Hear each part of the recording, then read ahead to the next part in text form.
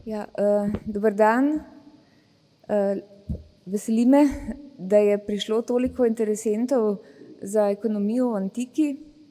Lepo vas pozdravljam kot predsednica Društva za antične in humanistične študije, ki organizira ta zdaj že kar tradicionalni dogodek Grošljev simpozij skupaj z Inštitutom za arheologijo ZRC SAZU. In torej, kot rečeno, letos imamo tako res večno zimzeleno temo, gospodarstvo, ekonomijo, seveda v antiki, kar je, kot boste videli, zelo hvaležna tema, na primer za arheološko vedo. In tukaj na začetku bi mogoče povedala samo par osnov, kaj bo zdajle sledilo. Najprej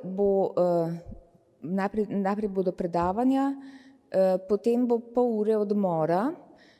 Zdaj poskusili bomo že končati tako nekako recimo 5:30, zaradi tega, ker v knjigarni tamle zadaj, tamle zadaj je levo, ko pridete ven iz atrija, čakajo knjige, tukaj jih imate samo par za pokušino, ampak tam je pa še cela gora drugih knjig tudi in nekatere so tudi povezane prav s to našo temo.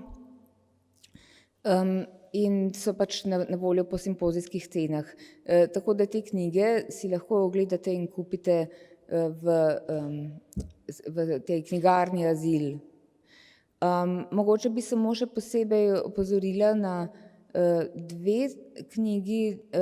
Ena je Aristofan, pač starogrški komik Aristofan, iz njegove komedije Bogastvo bodo študenti klasične filologije zadnji dan v četrtek brali, torej recimo temu bralno uprizorili nekaj odlomkov, tako da to bi bilo mogoče zanimivo. Tam je namreč prevod.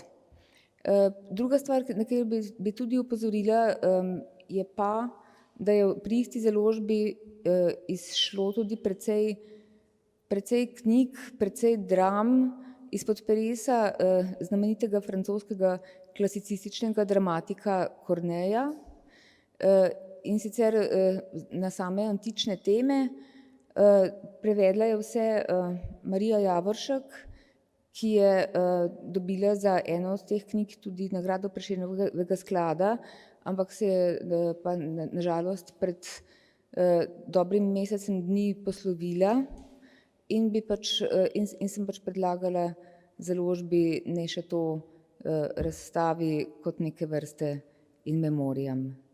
Zdaj pa kar prepuščam oder današnjemu moderatorju, doktorju Davidu Maurinu, in prijetno poslušanje.